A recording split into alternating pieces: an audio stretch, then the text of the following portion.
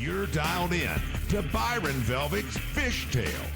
Real talk, real tactics, and the stories that make it all worthwhile. Byron Velvick's Fish Tales is brought to you by Livingston Lures, Trika Fishing, Mercury Outboards, and Camus Boats. Without further ado, here's Byron.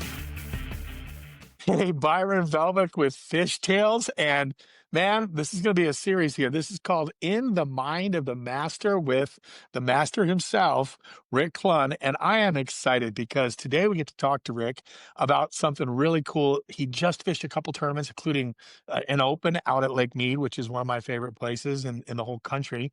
Probably one of my favorite lakes besides Clear Lake. And so Rick just went there and competed. And also he's been fishing some other stuff, doing some stuff. We're just checking in with Rick Clunn today. So in the mind of the master, Fish Tales, Byron Velvick, let me bring on Rick Clunn. And there you are.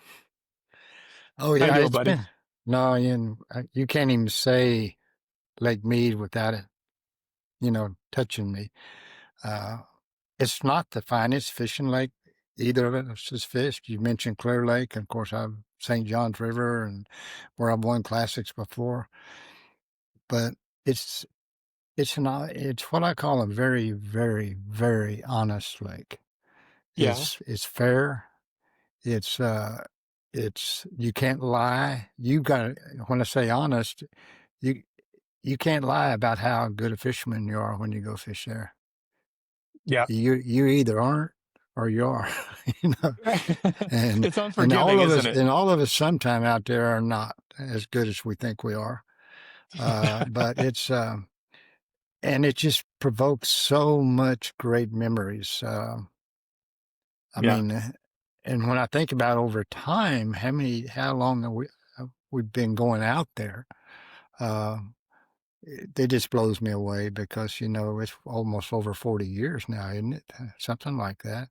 What's It's the a first special year? place. It's a special place for you. I mean, Yeah. I said in the past podcast too, I drew you when I was 18, 19 years old. I think I was a sophomore in college, so maybe it was 19 or 20 years old. So that's 41 years ago, Rick. To your point, Yeah. I drew No, you 41 years ago on that lake. right. Because I know I fished it. I won it the first time in 83. Okay. Wow. And of course, I think the year before that, I think Tobler won it, Rich. And Okay, the yeah. year before that, I think Greg Hines won it. And so And I that was the think first one. That that was the was the first first one. one. Yeah. Yep. And gosh, it's changed so much. It was so good to be out there, but at the same time, it was really sad because the lake's over 150 feet low. I've Right. never seen the lake that low. Now, does that mean it's just a mud puddle? No, it's still a gigantic body of water. But at Right. the same time, it's getting almost unusable by boating standards because the ramps have, for about 3 or 4 years, they did close the lake to us, the national park did, because you couldn't launch anywhere. And they didn't want Right. people just launching off mud banks or sand banks. So they closed it. I think there's like 2 or 3 places on the lake now that you can launch, but those are all just temporary fixes. They're just pads they put down and metal grates they've extended off the old ramps. And now it's going back down again, and it may, it may be closed up here again in 2 years. So, and it kind of hit me, when I was there, and I don't know why it hadn't hit me sooner. In 83, I won it way up in the Grand Canyon, way up. People that Right. have been out to this Havasupai glass walkway now that was built out over the Grand Canyon up in that reservation. I was fishing kind of in that area underneath that walkway Boy, yeah, in the up in the Grand side canyon. Yeah, I was in Wow. the Grand Canyon. And so when it hits you that's never going to have water again, well, that's kind of reasonable because that was the only time the lake's ever been full. And it was a little over full. And so that's why I exposed that area. And again, it's still a huge mystery to me where those fish came from, because the Colorado River, it's just muddy up in there. And here's the thing, it's muddy, muddy, muddy. It flows very cold and it's very muddy. And I think famously I heard, and this I get to find this out now. You found that water flying in on a commercial airliner. You saw that body of what you saw that spot you wanted to fish from the airplane as No, you were flying in? no, Or okay, that's a live tale. yeah, no. Actually, Gary Klein and I one day made the decision, let's just see how far we can run up the river in practice one day. And so Okay. we took off, and we're both in our own boats, but we took off. And back then you went past Greg's Basin, you went through Echo Canyon, you went past Grand Wash, and what was that next bay up there? That was right before you got to the river. There was another bay above Grand Wash, Right. and There was the I Virgin Canyon, and then there was Iceberg Canyon. Iceberg Canyon was Iceberg. above Iceberg Canyon. Yeah. That's the one I'm thinking about, and above it was another bay. Right. And Right, then where once all you the went through, rafters came down. that's When where the the rafters rafters came down, that's took when all out. rafters Yeah, put out. So when you get up there, I absolutely. fished up there, you'd see all the Colorado River rafting people coming Yeah, down and they'd be waving at you. And you were the yeah, first civilized thing they'd seen in the last 7 or 8 days. Like they looked at you absolutely. and they see a motorized boat going up and they're like, oh my gosh, we're coming back into humanity. And I remember that. Yeah. Yeah, you probably Yeah. recall that too. Yeah, I do, because I actually did that raft trip for 7 days, and even when we did ours, I don't remember exactly what year it was. You had to go down further. You had to go down to Greg's Basin to take out.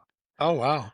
Wow. Yeah, so the lake was actually a lot lower. But no, and so Gary and I ran up there, and running up there, you could look into the side pockets, and they appeared just as muddy as the main channel of the Colorado River. And the main channel, literally, you could not see a quarter of inch deep. I mean, it Okay. was just, minute you stuck anything in the water, it disappeared. But there, all of a sudden, we noticed there was one cove that was clear, right? And there was only about 6 inches of water going over the sandbar going into it. So typical back then, when you're brave and you're willing to do any stupid thing that you think might give you an advantage. We beached our boats on that sandbar, and then we waded over into it. And like you said, it was painfully cold just for wading over to it. But when we waded over to it, kind of started walking the bank in there, and you could see nice fish swimming around, and it was really clear. So there had to be springs back in there. And there was, due to the fact the lake was overfull, there was all kinds of flooded salt cedars and willows and stuff. So it just looked the most fishy thing you could imagine. But anyway, it's a 4-day event, and I spent the first 3 days down in the lower end, and I was fishing Rico topwater, fast. But going into the final day, I think it was Renault Pelletier, I think, that was leading it, and he was actually fishing Greg's Basin, and he was leading it, but he had about a 6-7 pound lead over me, and and I was in the top 10, but just barely. And I knew, man, I can't catch him unless I catch some big ones. And that's when that hit me, that clear water up there. I said, what have I got to lose? I'm going to run up there and see if I can, run over the sandbar hard and drop in there and fish it. And so I did. I ran up there, and when I got up there, the river had dropped, and there was no water over the sandbar. It was dry. Oh, wow. And so you couldn't get in it. And Oh, even if you no. ran in it, you couldn't get in. If you could, you wasn't going to get out. So I kind of just wondered, okay, what am I going to do now? And so I started looking in some of these muddy pockets, and they were so muddy, I didn't have any confidence, except all of a sudden I looked in the very, very back of one of them, and I saw bass jumping out of these salt cedars, grabbing dragonflies. Okay. And so I went back in there, and it did barely clear. It cleared so you could see about 2 inches deep to 1 inch deep. And all of a sudden, when you went through there, you could see fish, their backs suspended right on top inside those salt cedars. And so I picked up a flipping stick, and I flipped over in one of them. And I swear the first 3 I flipped to grabbed the bait before it ever got to the water. They jumped up No. straight up and grabbed the bait. and not we couldn't hook them. And they weren't really keepers anyway. They were all little guys, but I didn't know what else to do up there, so I'm playing with it. And finally, I come to this other salt cedar, and there was two, and I thought there were two carp. You know how carp will get up there and suspend, and you could barely see their dark backs. And I actually thought it was carp, but I said, just dropping it over into them and working. So I pitched the little gator tail worm past them, and I just started swimming it on top like a worm, like a snake. And all of a sudden, these two dark objects, and one of them come out and ate it. It was a 5-pounder. Oh, my. At Lake And so Mead, that, that's a monster. oh yeah. And so that day, that's all I did. And I ended up catching, I think, 6 fish, and I caught another 5-pounder, and I ended up winning the tournament. What did And you that have area that day? I mean, you had 2 5-pounders at I Lake had Mead. 2 That's 5s, but then I had just 3 keepers, So I wow. think I had like 13 something, Right, and right. something like that. But that was a big bag, It's and a giant bag. yeah. And anyway, but it has hit me several years back now that I never get to fish that again. It's been the lake returned that to the donkeys and the coyotes, that cove. That's Yeah, yeah, and yeah. uh and then I won it again about 3 years later down in the lower end, Well, wait, back wait. in But behind. going back to that story, Gary Klein decided never to go back up there. Then, so you guys found it together, but then Right. Gary decided for the tournament never to go back up. So No, you and did it on the was final day, I did on the final day, and it was simply because you know me, my mindset, I'm going to win. What's it going to take? right? I'm not going to catch you doing what I've been doing. Yeah, I'm going yeah, to catch 7, 8 pounds at the best doing what I've been yeah. doing. Yeah. And then the And year you won it the second time, I was a no boater and I was fishing near you. I drew Chuck English, if you remember correctly. He came in and was fishing very, very close to you. And I was embarrassed because I'm like, that's the leader of the US Open right now, Rick Clunn. And it was draw, draw, pro, draw. I drew Chuck English. And he was fishing really, really close to you in that marina, the Lake Mead, yeah, the old Lake Mead Marina area where you were throwing a spinnerbait, I absolutely. believe.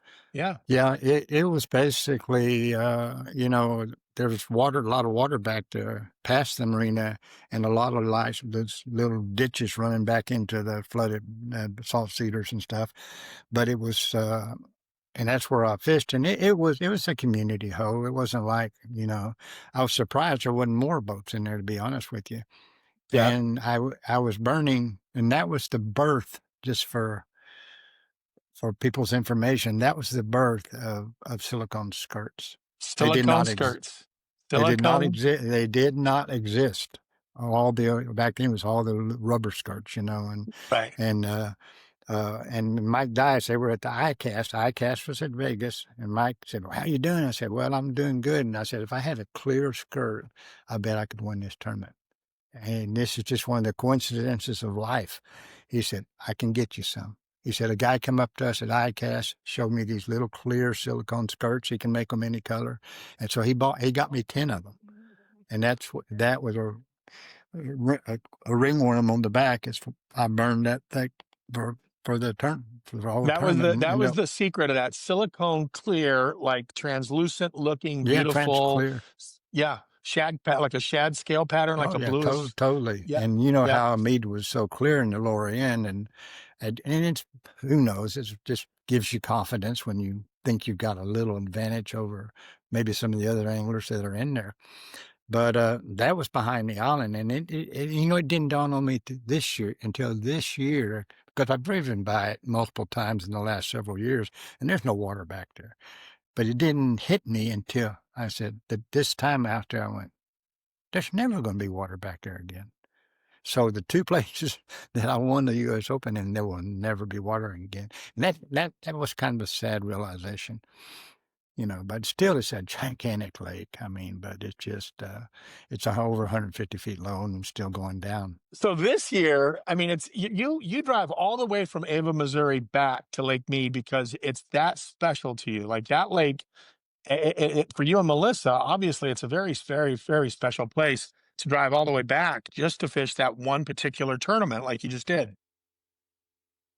Yeah, it is. And you don't even totally realize it until you get about halfway there. And of course, the land changes. You're out west, and really, just when I cross into New Mexico, I start realizing how it's almost like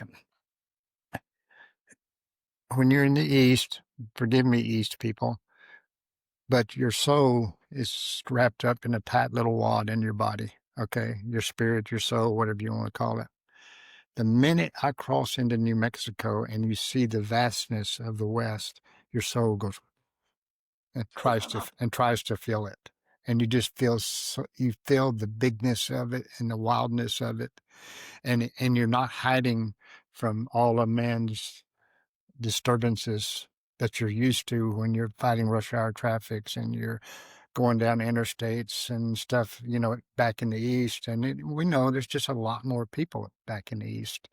And out there, you seem like you're still have a freedom to just be wild, and that doesn't mean wild in the sense of, partying and all that kind of stuff. It just be, an alive human being.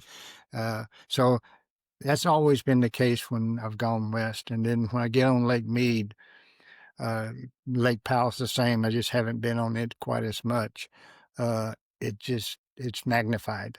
I mean, it's out there. It's just the Yeah. wildness of it is magnified. I mean, everything's so big. I mean, And you you love know, it. I mean, that's just so special to you. I mean, you lived in New yeah, Mexico for a long time. yeah, I came to see you in Taos, New Mexico area, but you lived in New Mexico or north of Santa Fe, actually. But right. I think that's like for you and Melissa, it's kind of a homecoming to go out to Lake Mead, isn't it? It is, and Lake Mead fulfills it. The problem with the West, I do have one problem with the West. Okay. And I didn't realize that for a long time until we were living out there, living outside of in Glorieta, New Mexico, out in the mountains, that something still bugged me. Even though I loved it, something bugged me. And I finally realized what it was. There's no water. There's no water, out west. Most Right, places it's dry. But right. when you get to Mead, Mead fulfills that part. Now you got the west and the wildness and you got water, Yep. at least for me, which is a big part of who I am. It have been my whole life. And so then it's good. And so yeah, it's just so rejuvenating. I mean, you know how meat is. You may fish one whole day and not catch a keeper, but still Right. at the same time, there's so much more than just catching fish, and you see the beauty of it every day. So yeah, I totally missed it, and it ended up being sad for me because, like I talked about earlier, it hit me hard this time that where I'd won two of the U.S. Opens, it will never ever be water again. Right. And that's sad, Yep. Yeah. especially when you realize that here we are men, I mean, as man, the human creature, man, and out there you got to buy this, evasive species deal to put on your Yep. boat because Right. they're trying to fight, zebra mussels and aquatic vegetation. They don't want to be there because they say it's not supposed to be there. And then all of a sudden you look at this lake that's dropped over 150 feet and you Right. realize what invasive species caused that? Hmm. The greatest Yeah. one of all, Right. us. We Us. caused it. Right. And yet we're not really doing a whole lot about it because I remember 30, 40 years ago, Los Angeles was talking about converting over to desalination and all of that and the problems of it. And can you water crops with desalinated water? And still there's nothing been done. But and they have, I don't know who the authority is, but they have reduced Phoenix consumption of water by a considerable amount. They have reduced Las Vegas's consumption of water, but Las Vegas never had very much anyway. But Los Angeles will not allow them to reduce their consumption. And I can fill in something you might not be aware of. So Catalina Island has a desalinization plant on Catalina Island that's fully functioning and gives Catalina Island a large part of the water. But then right there in Southern California, 20 miles back across, they were building a giant desalinization plant right there by my mom's house in Huntington Beach, near Huntington Beach, Newport Beach area. And then everybody was up in arms about what effect the discharge would have, or maybe something to do with the ocean, and and basically bureaucracy killed a massive, massive desalinization plant right there in Orange County, on Pacific Coast Highway. And it died with red tape. It was done, and it was done for some endangered species, maybe reef thing or something, and there was an impact thing to it. But there is still a giant desalinization plant built, ready to go, almost finished in Orange County, and it's sitting there dying on the vine. No, and that's again the sad part is it made I come to the realization. I hope I'm wrong, but those lakes are going to go dry, Yep. and because we're not going to do anything about it, Right. and we worry about this tiny little deal that's called a zebra mussel hanging on to rocks, and we Right. think they're a threat, and no, And every angler has to buy a sticker, and everybody has to sit there yeah, and have their boats checked. And they are militant about a zebra mussel while the water drops to where you can't even be on the lake. So no, it's a great no, point you brought up. And they're fighting for a small thing while you can't. The lake itself is about to be dead. yeah, we're ignoring the big thing, which is us, and then Yep. that's Yep. I guess after all, we're the ones that built the dam, so the dam wouldn't be there without us. So we do good things, but we don't always, and we do bad things. So Well, who knows? I want to switch gears with you because I can actually hear it. I know you can't hear it through your microphone, but if anybody listening to this podcast can hear Livingston lures, because I know you used them a lot, and this is the part of the show where I was dying to talk to you about is your experience now, because you signed on with Livingston, and as we speak right now, I know you threw them pretty hard because one of them is still chattering away during the podcast. So there's one squeaking at you right now, sitting on your desk, but No, let's I talk got a about what you bowl. I got a experienced with. bowl of water here that I've been putting them in, and so it turns them on because I've been playing with them before we come on. Oh, And is this that is what it really, is? There's a bowl of yeah, water there, so they're wet? I yeah. didn't know that. I thought they were sitting there dry on your desk. Well, they were. I took them out because they were chattering away, and so I took them out. And I guess one of them is still somewhat wet. But no, that was the fun part of the tournament, though. I talked about the sad part, and the sad part wasn't a bad thing. It's made you realize how much you appreciate this piece of earth and this lake that without what I do in fishing, I would have never seen and never got to enjoy. But but no, I got to. We all know Lake Mead is a great topwater lake. Okay, and I've said, I'm with Livingston. I'm brand new with them. I've been studying the science now for over a year, and now I've become convinced that most of fishing did not listen to the science of this bait. The science of this bait is completely legit. But how do you use it? And I'm asking myself that. How can I most effectively use it? I have to understand it. Have to understand how it works.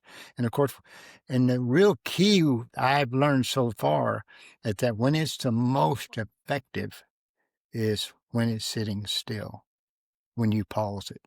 No, the Okay, power of the pause. I think the we coined the power, power of the and we've pause. all as anglers experienced the power of the pause, even though we may not have been aware of it. So many of the fish that we've caught, and especially the big fish, it's been when you stopped the bait, paused it, and it's just sitting there still. Right. And so this was really good and kind of neat because that's the difference in the Livingston baits than all the other baits. And there's good baits out there.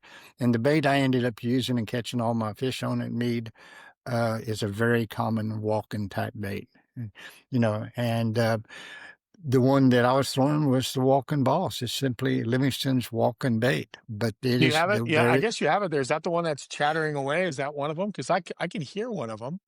So it's yeah, just oh, it's not the this is walking bus too. basically it. And like you said, everybody's going to go, well, yeah, I've got those kind of baits, but no, you don't. Ah, yep, Because this bait has the electronic bait sound system in it, which means yep, when it's paused and sitting still, it's still doing something. yep. The rest of the time, you're making it do its thing. And Yeah. it does have a lot of sound in because they got rattles in them and the hooks and everything make noise. But when it stops and it's just sitting there, then no other bait has, and this is really a different sound. I want to emphasize that this is actually a real electronic bait fish sound that they Yeah. put in the bait. And, but when I started fishing it, like when you go fishing, even baits that you're good at and you fish, but you haven't fished them for a while, you Right. start, I start, here's the biggest thing I discovered about topwater fishing that I've been doing for my whole career is when does the pause take place, When it hits the water, Byron? right? When it hits the water, right? You're brilliant. And I didn't think about that. No, I did. It took me, oh, an hour before I waited. I said, wait a minute, because I was hitting the water, starting the bait, walking it back, then I pause and I'd let it sit there. Take off again, and then let it pause and let it sit there. But then it hit me, just your statement. I said, wait a minute. My dad, when he threw it out there, remember, when we throw a bait out there, we're throwing at where we think a fish is. So Right. whatever that little circle is, you just threw the bait into. Most of us nowadays move it out of there as fast as we can, and then we pause it. Right. But you shouldn't. The minute it hits the water, it's going to make these ripples that go out. That's the most important pause probably in the whole process is when it hits and these ripples start to go out. Let those ripples clear what you consider the primary strike zone Right. and then start it. And then stop it before it gets out of that strike zone and let it You- pause again. Stop it as many times in that strike zone. And then the first stop is when it hits the water. Now, yeah, it's going to have the ripples. That's going to affect the lateral line because those ripples are pushing water out of the way, which the lateral line of a bass feels anything that moves through the water, including that. So what you're allowing the fish to do is, okay, it feels it and then it starts to move it. Now it's sitting there still, but it's making that electronic bait fish sound. right. And so that's when, that's when a lot of my strikes occurred that I at first wouldn't even given the bait that opportunity to generate that strike because when I would hit, you throw back in a pocket with a couple of bushes and you throw in between, and then I immediately started walking out, And then I might pause it once on the outer edge of that, what I consider the strike zone. And then you start it back to the boat. And a lot of times the fish will chase it and you hit it halfway back to the boat. And then that's one of the fun things, one of the whole keys to that pause is how you can do it in so many different ways. And then recognizing when the strike is occurring, and we do it with jerk baits. We pause the jerk bait and we call that a cadence. Well, you're doing that a similar type cadence with a walking bait or a topwater, and boy, that became so much fun Yeah. because I got strikes several different ways. I only got them in the traditional way when it's been sitting there and all of a sudden you take off with it and you accelerate. When you take off with it after that pause, you kind of start to move it and accelerate it, and you can mentally imagine there's a fish after it. And we all know when a bait fish knows something's after it, it usually tries to speed up, and that just usually turns the fish on to hit it even more.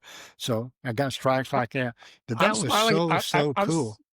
I got to tell you something. I'm smiling ear to ear right now, real quick. I hate to interrupt you, but the reason I got this giant smile on my face is because on Lake Mead, that was my go-to pattern, was to take that top water, throw it out there, when it hit the water, just let it sit, because in the pockets like you're talking about, I fished Mead. I lived on Mead because of you. I moved to Boulder City because after the second time I won my US Open, I made Lake Mead my home field advantage so I could sleep in my bed every night and fish that lake.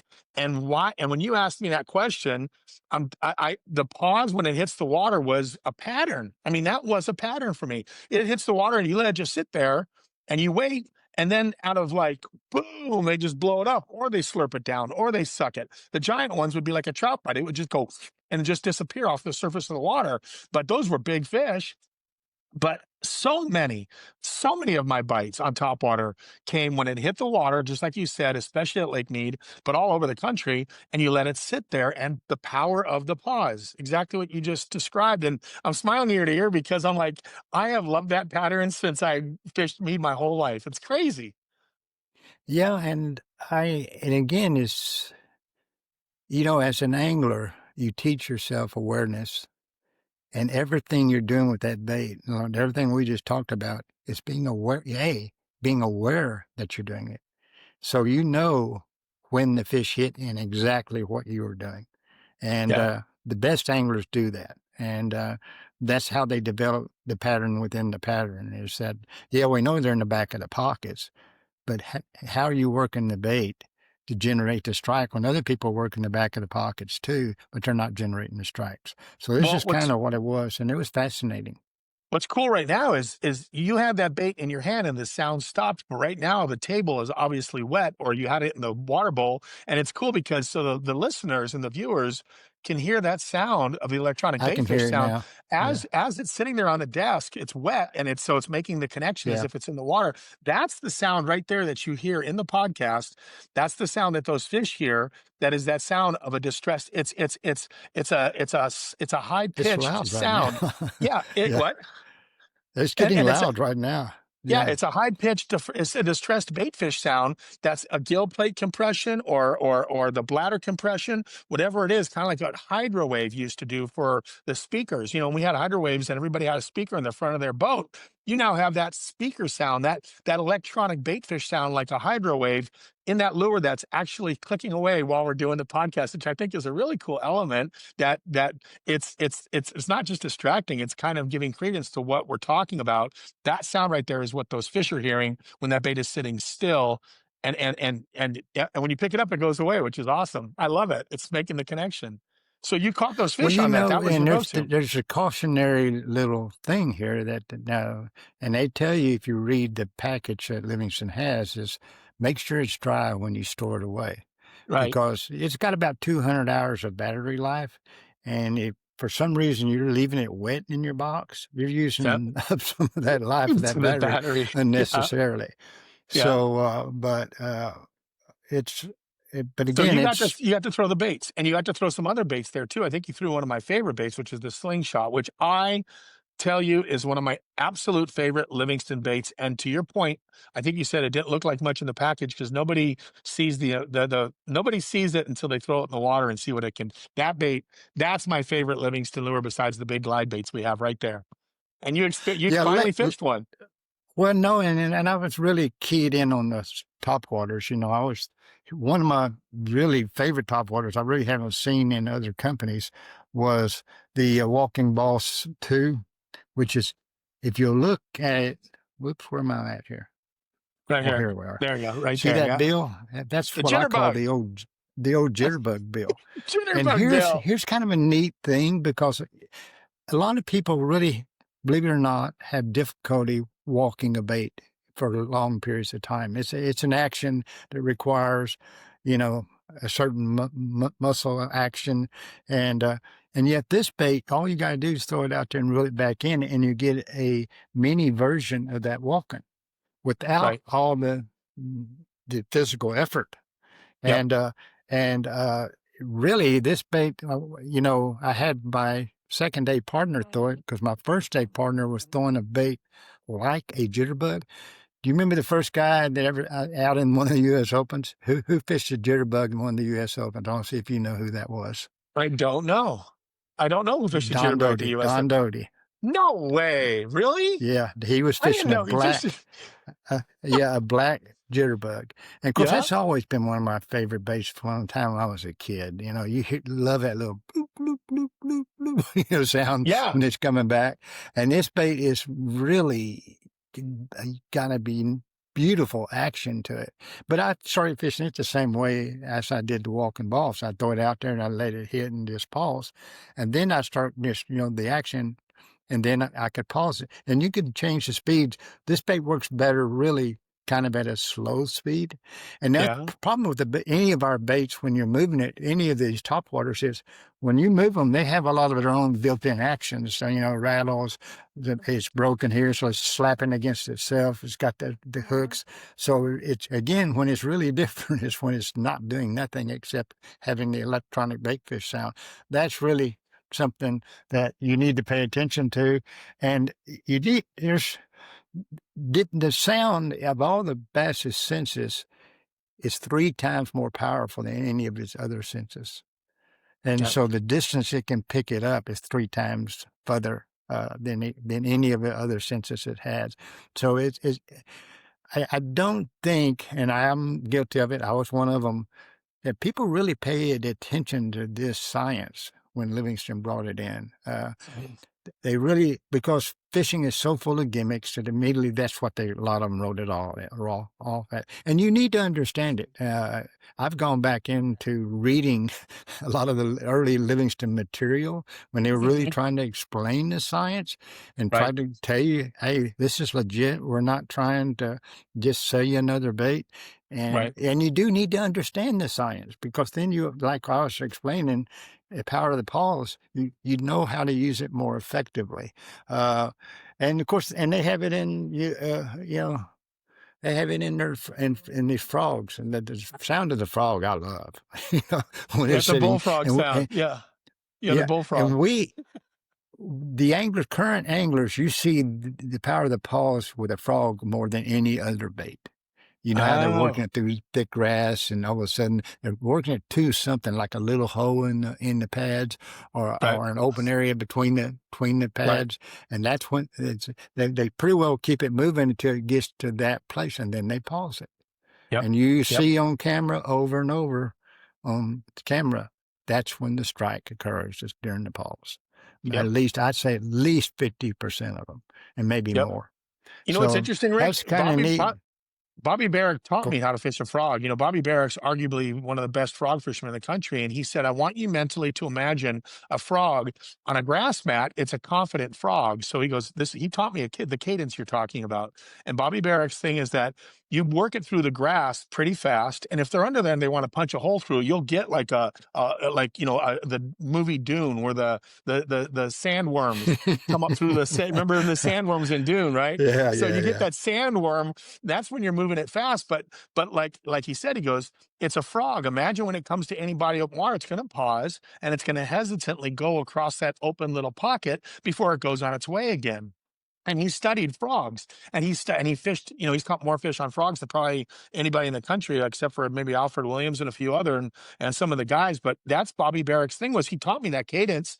And that cadence is fish it aggressively across the mat, slow it down as it comes to an open area, whether it's a grass line or a hole, and then tentatively it crosses that open water area where it's going to get bit, to your point, where it's going to get blasted, and then it goes again. And if you do go over one that's buried in the grass, it'll let you know by actually elevating the grass, like the movie Dune. It'll come up through the sand. It may punch a hole. It may work its way through and suck it down, because I've had that happen too, where when you're taking it through the grass and you see one try to rise up on it, you're like, oh, pause the frog there, and then eventually it'll work a hole in the grass to suck it underneath it.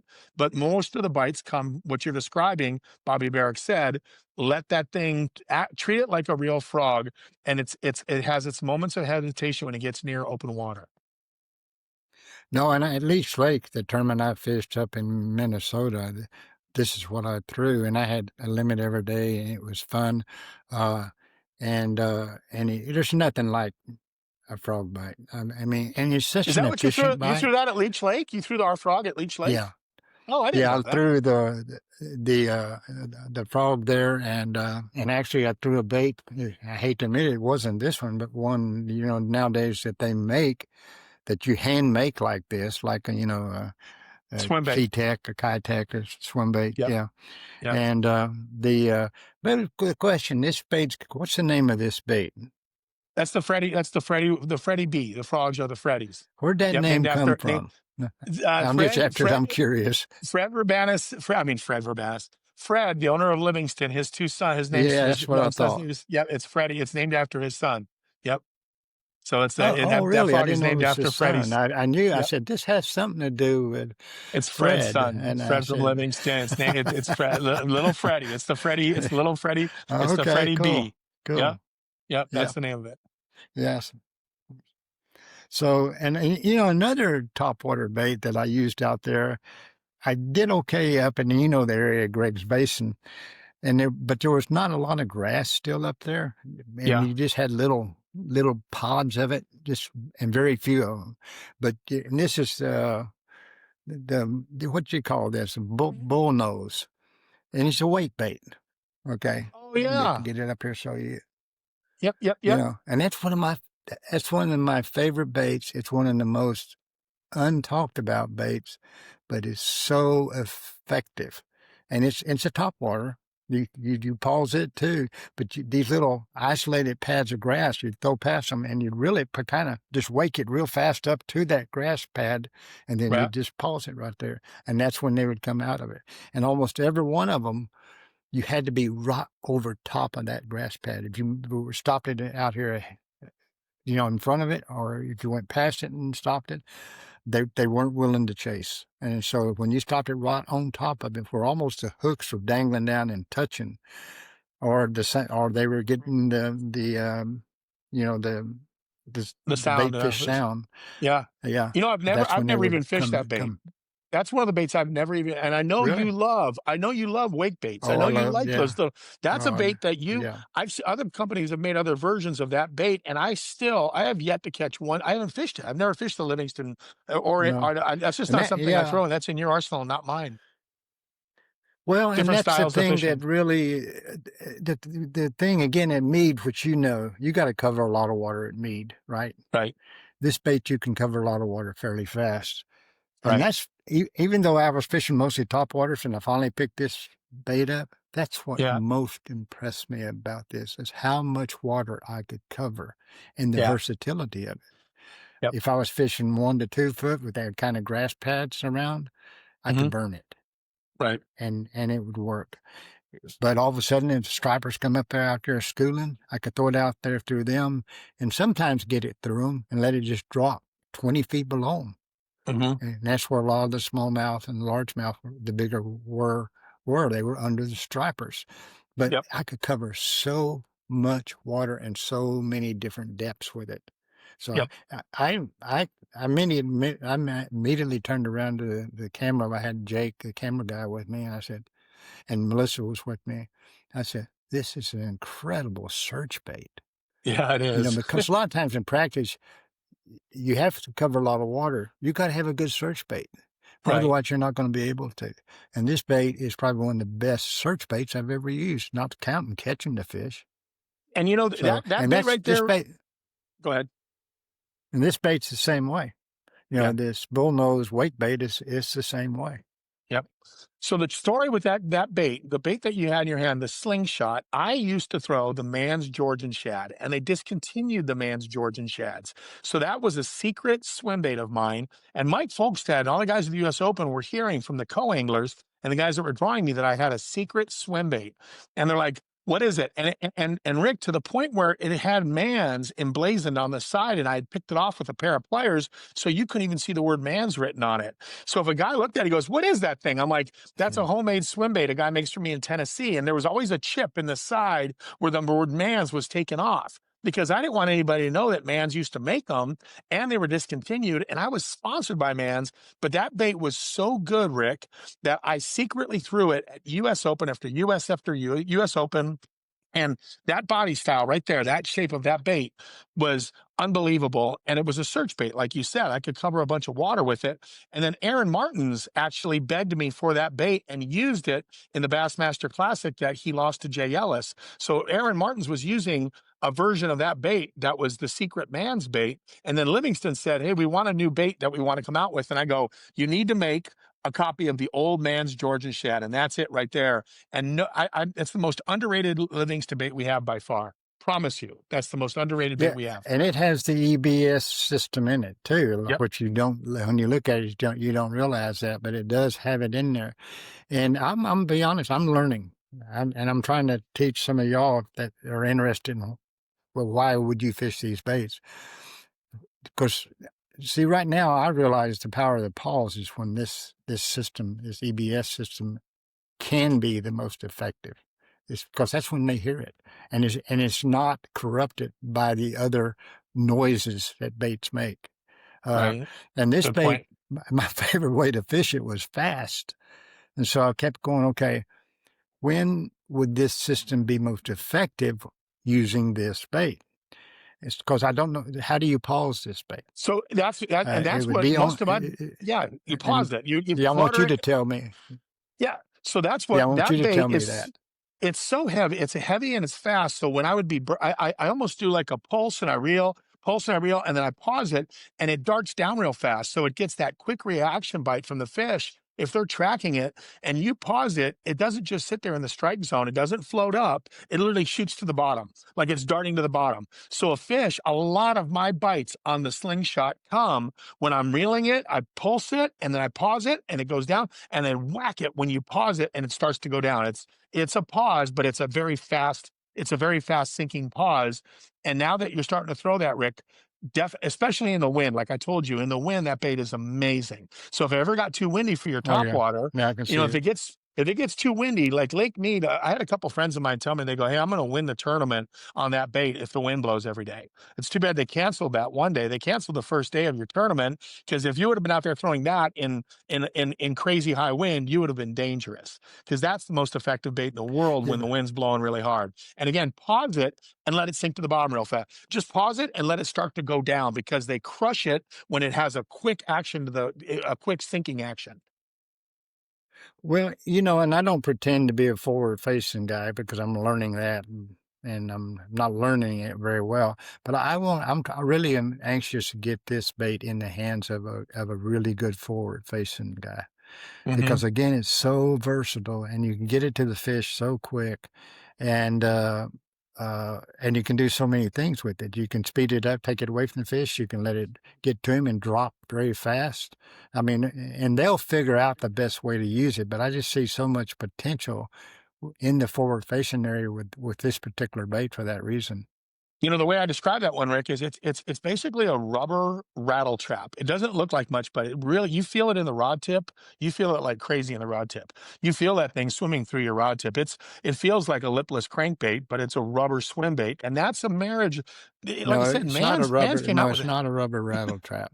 It's not a rubber rattle trap. Okay. It's a rubber. It's a rubber hotspot. Why did I say that? Because Why? hotspots in the original did not have rattles. This doesn't have rattles except for Right. the EBS True. system, right? So rattle traps are, yeah, we know they work, and we know they're very curious that they attract predator fish out of thick weeds and, up off from predator bass is incredibly curious. We know sound works. We're just telling you that there's a real sound that can work even better than these artificial sounds. That's a fact. That's a good way to put it. Yep, you're Yeah. right. Yeah, that's true. And it doesn't need to be moving to make the sound. It's a lipless bait that like I said, to me, it's the most underrated, undersold, underappreciated thing that we have in the whole Livingston arsenal. I'm glad you finally fished it, because I was telling you about it. I'm like, if you're going to meet and the wind's blowing, please have some slingshots, because there's that's what No, I it was did. a And at secret swim bait. first, yeah. Yeah, at Yep. first it kind of got me away from the top waters, but it was kind of how mead is. You were getting in a different area and you were still trying to figure out exactly where the fish are, and they can be real scattered there. And so that's again when I started fishing it, and it fit my personality. It's Right. immediately I said, I can cover some water with this bait, and it was actually my first day on the water. And so I hadn't really zoned into anything, and I Right. needed to look at a lot of water, and this bait allowed me to do that. Well, you said you were filming there. I think you had the first day or two, you did some promotional video stuff, and I didn't even talk to you about that. But I think your friend Jake came out there and filmed some content Yeah, just to get some on the water stuff right, with right. Livingston. Yes, we were doing that, because, again, it's easier for somebody to see something than to hear something, and Right. it's more believable to hear. I don't know if it's going to come out, but you know how mead is a little fish lake, and to catch even a 2.5 pounder, you jump out of your drawers, because That's how you win wow, a 2.5 tournaments. pound You fish. win tournaments. Yeah. And anyway, I was using the walking boss, and I'm going to show you the color I was using that first day we were filming. And this is it here. It's called a blue truce. Blue It's got a Truce. chartreuse bottom and it's a blue back. And sorry that here we go. But And it was at the end of the day, and had a lot of bites on it, but they were mostly what I'm talking about, the small guys. But it was still fun. And right at the end of the day, Jake went to, he said, I need to do some drone shots, and so I put him on this island, and then I'm fishing this pocket that has grass in it. It was in the evening. And I'm going around through there and I'm working that boss and I'm working it at different speeds and I'm pausing it. And most of the time in Mead, the bass hit way out there on the end of your cast. Mm-hmm. And anyway, and he's had this drone going everywhere. And all of a sudden, right at the end, he brought the drone in, and I bet it was like 10 feet right there. And I'm working it, and I almost got that, walking it back to the boat, and I just paused it at the boat. And it was like a movie, this monster bass. And I'm saying monster because it was in the 5-pound range. And that's big on Mead. That's It was like in massive. slow motion, just and ate it and went down. And I didn't hook him, and part of me didn't want to hook him, but Right. so You're but then practicing. You at want the that same fish to be time, there for the gosh, this would tournament. Yeah. right. But at the same time, golly, that would have been a perfect ending to all this filming we've done today with these Oh, different topwaters and stuff. And I said, and he's 400 yards away from me, and he's running this drone. And I turned around to him, and I just went like this, because I knew I had mixed emotions. right. And I got over and he said, Rick, I think I got it. I think I got the Oh, strike. oh And I gosh. I haven't hope you seen did. for Oh, sure yet. But he says, I actually saw the fish come up and take the bait and go down on the drone. So, we oh, haven't got the finals yet, but I'd love to see any part of it. But as far as being able to show it to an audience, I don't know if we got that good on one yet, because it would have been tough, because he hadn't been on me close enough the whole time he was using the drone to get that kind of shot, and he just happened to pull in at the right time when that fish hit. So I'm yeah. hoping. Yeah, and I get what you're saying. The bittersweet part is you're practicing for a U.S. Open on Mead. In a way, you kind of think maybe that fish will still be there and I'll catch it in the tournament. So yeah, I didn't catch it. Maybe I Yeah, didn't set the hook on it. yeah. You can't shake You it and I off, but you're know you. Yeah, yeah, and you and I know if you have a 5-fish limit, without that fish, what place you're in. right. And with that fish, you're 50 places higher, at least 50 places higher. Yeah, So, I looked at the standings, and when you look at the top 15 guys net every day, you see the 4s and the 5s. Everybody has the little big bass next to them on the column, and it's the 3 3/4, 4 1/4, 5 1/4. It's like that's what peppers the whole top of the field at Lake Mead. You're not going to oh do yeah, anything. yeah, You're yeah, not going to be in the top 3, top always. 4, top 5 without a big bass weighed in. You're going to have a big bass next Mm. to your tally, because without that bar of gold, you're just an 8-pound bag or a 7-pound bag, or, at the most a 9 versus a 12, 13, or 14-pound bag with that fish right there that you're talking about. But it was a great memory, No, and right? I fish for it every day. Yeah, I fished for it every day. You went back to that I just spot. said, I got to give it a chance. You got to give it a chance, and that rarely manifests, so that you Yeah. can go back and catch that fish in practice that you saw in practice, or missed in practice, or lost in practice. But I give it a chance every day, and that's why it's 5 pounds in meat. It's seen a lot of baits. So what's your takeaway from the Open? Are you gonna make it back here again? Was this the farewell tour for Lake Mead? Or are you gonna go again next year? Or what did you take away from driving home after all that time at the lake? And I know it's more to you than just fishing. I know it's the whole spiritual aspect of it. I think Melissa sent me a text about the moon. You guys had a huge harvest moon one night, and she told me to go out the door here at Bernie, and she goes, go look at the moon. And I go, unfortunately, it's overcast tonight.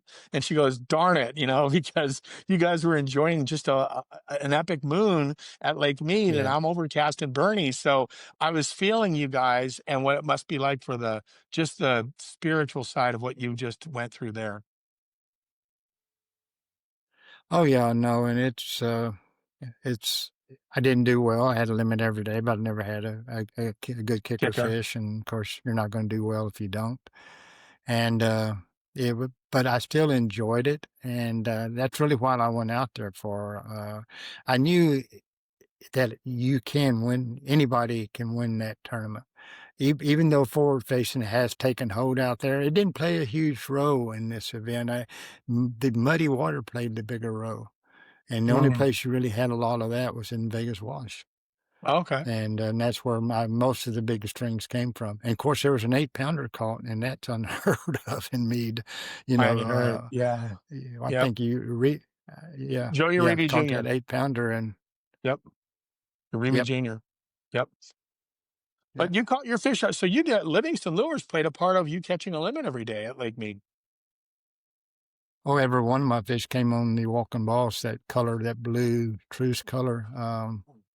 I tried to, you know me, I tried to catch them when the wind would come up on the spinnerbait, and I did catch a few doing that in practice. Because usually when one hits a spinnerbait, he is a little bit better fish, but I just never could get them to move on that bait. And you could, they wanted that top water, and You know, I was that's my fishing favorite color. up That's around my Temple Bar where it's pretty clear. Yep. That blue truce is my favorite color, and Murray years ago taught me the chartreuse belly is a major player on a topwater bait, and I'll never forget from back then. I've Mm. always, especially when you got smallmouth involved, but blue truce is one of my, if not real brand and blue truce are a couple of my very very favorite colors. I like the natural colors. I fish a lot of clear water, but you were throwing one of my favorite color topwaters that Livingston makes. Yeah, and I didn't know that, and I was catching a combination of largemouth and smallmouth. You know, Yeah. smallmouth are getting stronger and stronger in that lake, and or at least number-wise they are. Again, I had in that area where I kept going back to try to catch that 5-pounder. I had probably a 2.5 to 3-pounder smallmouth come up behind my topwater in there, but it didn't eat it. So Ah, just again, it's part of the fun of fishing, though. It's just sometimes the ones that don't eat are a greater memory than the ones that do. That's well, lying. That's not true. So, I was gonna say, wait a minute, what? The ones that don't eat it. No, the best ones are the ones that you put in the boat. Oh gosh, what a great memory. Well, I hope I don't know if you're gonna go back to Lake Mead. Are you gonna do it again, or was I know it's a long drive. Are you gonna make that trip again next year? I hope to, but right now it's year to year. Melissa really loves it as much as I do. About half the time, she wants to be on the bank, uh, walking up in those valleys and gullies, and I keep telling her you cannot take a cactus out of the national park. Leave them alone. you know, these big red barrel cactus, she Yeah. loves them, and she just Yeah. sees one. She says, "I got to go up there and look at it and take a picture of it," and we don't because it's against the national park rules. Yeah. But Yeah. and we Yeah. went into the gyp beds, which are always fascinating, The and gypsum. and I Yes. know that's one of your favorite areas. Yep. That's one of my favorite So areas to fish. It's also a beautiful area just because all that incredible gypsum rock. I mean, it's like crystallized shoreline. So I mm, hope I can go there right, next year and meet you there. right, right. Cameron's getting older now, and so my hope is that next year I'll be able to join you and Melissa at Lake Mead because I'm not going to go to the U.S. Open anymore at Mojave. We both had our run with the Mojave tournament and just Mojave. the Yeah. Mojave, yeah, the Mojave tournament, and just how hard it is to the lake just gets beat up badly and it's just not a lot of fun. But Mead is a special place, and I would love to go there again. I was really sad not to be there this year with you and John Murray. Oh, heck, every time I talk to you on the phone, I said, he's more depressed than I've ever seen. And I know there's a lot going on in his life, but I know the number one reason is he's not here. Yeah, So, yeah, and like you said, Mojave, it's a better fishing lake. We know that, but there's no place to hide. And me, there's a lot of places too. You can go hide. right, right. And you love to hide. That's what Rick Clunn likes to hide. Oh His yeah. whole Yeah. career was trying to avoid the crowds, and you taught me to fish the blind spots. And truly, what you taught me as a young angler, when I drew you and you became a mentor of mine, Mead played right into that. And I would tell people I was fishing blind spots on the lake. You'd see boats running by all the time, but they were too far away to know it was you. And you were kind of hiding in these little blind spots that you had an area that you might have one or two guys come through and dabble a little bit, but you didn't have what you have at Mojave, which is just a full whole artilla, a flotilla of boats that are beating up the same stuff everywhere you go. That straightaway thing that Mojave is, to your point, meat is just full of neat little blind spots. The other thing about mead that always entertains you is it's got some of the most passionate storms I've ever been around. And we had some, and we were at Temple Bar. Temple Bar's road got washed out by flash floods. Gosh, While we were there, I mean, there was be only one asphalt lane left. I mean, and wow. it was. I didn't go out when there's water still coming across, but some of the guys did. They left Temple Bar to go to Colville in practice, and one of them almost lost their trailer and boat because there was water still going over, and they didn't know half of the asphalt was gone.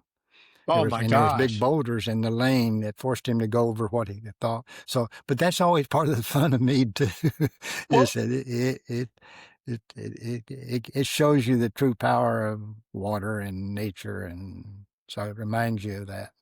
but that actually, from what I understand, that those storms changed the bite. Those storms created a bite that probably, had it have not been those storms, those back pockets, that dirty water, that shallow bite would have never happened. But Right. that lake was very static, and it was low, and it was clear, and it was stable. But then those storms really kind of shook the globe, the snow globe. Figure the snow globe that is Lake Mead. You shake it up, and now you have Yeah. all Yep. Yep. these runoffs and nutrients, and all these washes are full of water and all that dirty water, and that Oh defined yeah. what became the tournament you fished. Well, and the leader was fishing, and the guy that won was fishing the off-color water, and I think in Vegas wash. And when it's over, you always reflect and you always chew yourself out, because when I think about if I'm going to win a tournament, and we talked about it, or you got to have big fish. The Hmm. only place I've ever caught big fish is up in the Grand Canyon where you can't get to anymore, or in Vegas wash. Right. It's where any fish in that 4 to 5 pound range, that's where they've always come from. Yeah, you Yep. occasionally catch a 4 pounder in another part of the lake. Overton used to reproduce some big ones, but it doesn't seem to anymore. No. And both of my US Open wins, I mean, there's the checks, there's the trophies, there's the pinball machine that they gave me as a congratulation gift. My two US Opens both were capped off, if not completely won, in the Vegas wash. You saw me almost win one when I was young, and I was fishing right around you. You and I were fishing the wash together, and I was the only guy that could have beaten that dentist guy. You remember the dentist that won it, and I was second place, and then the last day I drew a guy that Hmm. took me out of the wash. And you and I were fishing in the wash together, and this was a point I'll tell the story right now. Is there was a guy, Roland, Art Roland, I think his name was Art Roland or something like that, and he was leading the US Open, and I was on him, like absolutely on him, and you were fishing around me, but I was in such a zone, it didn't matter who was around me, I was just catching them. And I remember you told me, and this was when I was a real young angler, you said you were impressed by the fact that I was in my early 20s, and I didn't care if it was you or anybody else. I was fishing behind everybody, and I was just catching them in Lake Me in the US Open at in the Vegas wash. And then the last day I draw a guy, I won't say who his name was, but he wanted his half the day, and he took me out of Vegas wash. So instead of staying there and fishing the full day, I had to leave and fish with somebody, and he was in 60th place. And he just wanted to make a check, he said, but he demanded his half the day. So I'm in second place going into the last day. I'm in the zone. I'm in the Vegas wash. And then that US Open, I didn't get to win because I was at 11 o'clock. The guy goes, "It's my turn, my half the day. I want to go fish my stuff." And you came up to me at the awards ceremony, Rick, and you said, "What happened to you? Where did you go?" And you shook your head in disbelief. And I don't know if you remember the story, but you shook your head in disbelief and you said, "I can't believe being in second place, the only guy that could have beat Roland. He had like a 2 pound lead or 3 pound lead over me, and everybody else, he had a really big lead on, but I was the only one clipping at his heels, and I was probably 23 or 24 at the time. And then the last day I got taken off my water by a guy that said he wanted to make a check and fishes half the day out in the lower basin somewhere besides the wash. And I don't know if you remember that story, but I remember it clearly. And you said you need to fish the tour. You need to go back east because that would never happen to you on the pro tour. That should have never happened when a guy in 50th place demands his half the day to a guy that's in second place. Do you remember that?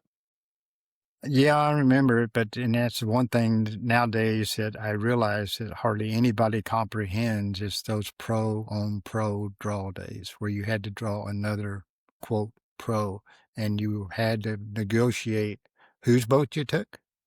Many times you had to flip for it. And secondly, whose water you're going to fish and how long you get to fish it. And it was constant politics. I mean, I had some of those nightmare draws. Fortunately, I was never in the position of winning when I had one of them, but we all had some of those nightmare draws. Yep. Yep. Yeah, it was sobering. I mean, I'm gonna probably insert a picture here, but I mean, I'm a kid in a white shirt with some patches on, and I got hair everywhere. I'm in my early 20s.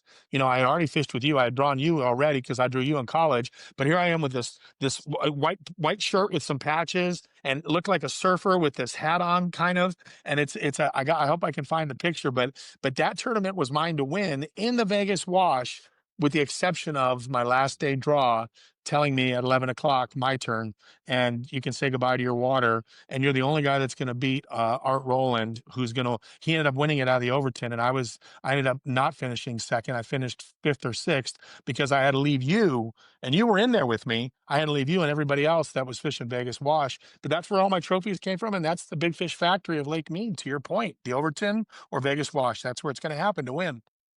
Oh, yeah. Yeah. Or the Grand Canyon, like you said at the beginning of the show, back when the water was hot, you could win in the Grand Canyon a long time ago. Well, Rick, I have taken up a lot of your time. This has been a great podcast. Good memories. Hey, once a month, the Mind of the Master. I love sharing it with you. So thank you. If you don't mind, we'll talk again next month, buddy. Fish Tales has been brought to you by Livingston Lures. Learn more at livingstonlures.com. Fish Tales is also supported by these fine sponsors: Trika Fishing, Mercury Outboards, and Canis Boats.